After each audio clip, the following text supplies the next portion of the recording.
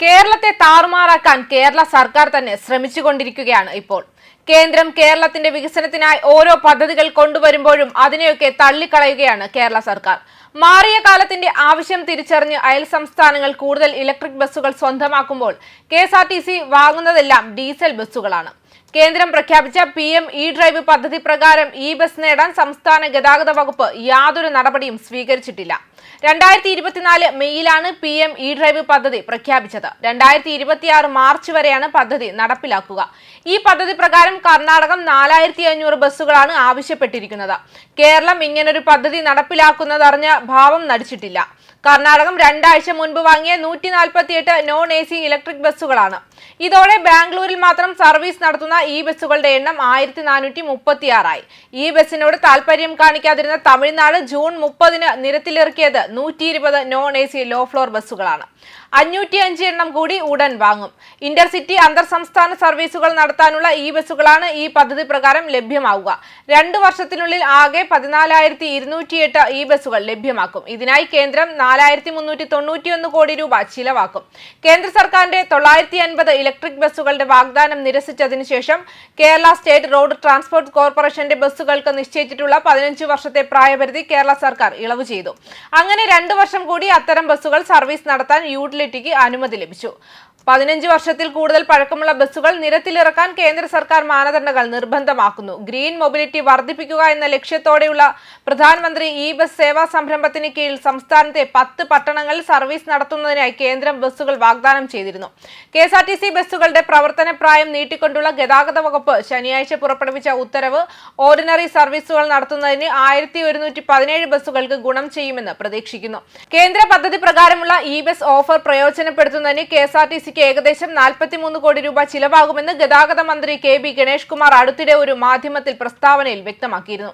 KSRTCക്ക് ഈ തുക ലഭിച്ചാൽ കൂടുതൽ ഫോസിൽ ഇന്ധനം ഉപയോഗിക്കുന്ന ബസ്സുകൾ വാങ്ങാൻ കഴിയും. കൂടാതെ ആവശ്യത്തിന് KSRTCയും സ്വകാര്യ ബസ് സർവീസുകളുമുള്ള ആലപ്പുഴയിലെ ചേർത്തല, കായംകുളം പോലുള്ള പട്ടണങ്ങൾക്ക് ഈ ബസ്സുകളുടെ ആവശ്യമില്ലെന്നും അദ്ദേഹം വ്യക്തമാക്കി. രസകരമെന്ന് പറയട്ടെ, ആന്റണി രാജു ഗതാഗത മന്ത്രിയായിരുന്നപ്പോൾ തിരുവനന്തപുരം, കൊച്ചി നഗരങ്ങളിലേക്ക് ബസ്സുകൾ പ്രയോജനപ്പെടുത്താൻ സംസ്ഥാനം താൽപര്യം പ്രകടിപ്പിച്ചിരുന്നു. പദ്ധതിയുടെ ഭാഗമായി കേന്ദ്രം ഡ്രൈവർമാരെയും ചാർജിംഗ് സ്റ്റേഷനെയും നൽകും. അതേസമയം ടിക്കറ്റ് ശേഖരണത്തിനും പ്രവർത്തന ചെലവുകൾക്കുമായി KSRTC കണ്ടക്ടർമാരെ വിന്യസിക്കേണ്ടതുണ്ട്. മലബാർ ഉൾപ്പെടെ സംസ്ഥാനത്തെ 10 പട്ടണങ്ങളിൽ ഇലക്ട്രിക് ബസ്സുകൾ ഓടിച്ചുകൊണ്ട് ഗതാഗത യൂട്ടിലിറ്റി ഏകദേശം 30 കോടി രൂപ ലാഭം നേടിയിട്ടുണ്ടെന്ന് KSRTC വൃത്തങ്ങൾ അറിയിച്ചിട്ടുമുണ്ട്. മറ്റ് സംസ്ഥാനങ്ങൾ ഈ പദ്ധതി പ്രകാരം ഏകദേശം 4000 ബസ്സുകൾ ഉപയോഗപ്പെടുത്തിയിട്ടുമുണ്ട്. ഇപ്പോൾ ഗതാഗത യൂട്ടിലിറ്റി തങ്ങളുടെ പഴയ ഫ്ലീറ്റിന് പകരം ഡീസൽ ബസ്സുകൾ വാങ്ങുന്നതിന് പ്ലാൻ ഫണ്ട് വിഹിതവും സംസ്ഥാന സർക്കാരിന്റെ പ്രത്യേക സഹായവും തേടുകയാണ്. നഗരസേവനങ്ങൾക്കായി 305 മിനി ബസ് ഡീസൽ ബസ്സുകൾ വാങ്ങുന്നതിനുള്ള ടെൻഡർ പ്രക്രിയ കോർപ്പറേഷൻ ആരംഭിക്കുകയും ചെയ്തിരുന്നു. സംസ്ഥാനത്ത് സ്വകാര്യ ബസ്സുകൾക്ക് നിശ്ചയിച്ചിട്ടുള്ള 22 വർഷത്തെ പ്രവർത്തന പ്രായം ഗതാഗത വകുപ്പ് ഉത്തരവിൽ ഉദ്ധരിക്കുന്നു. പ്രധാനമന്ത്രി ഇ-ഡ്രൈവ് പദ്ധതി പ്രകാരം പ്രധാന നഗരങ്ങളിലേക്ക് ഇലക്ട്രിക് ബസ്സുകൾ അനുവദിക്കുന്നതിനെ കുറിച്ച് കേന്ദ്ര സർക്കാർ അറിയിച്ചു.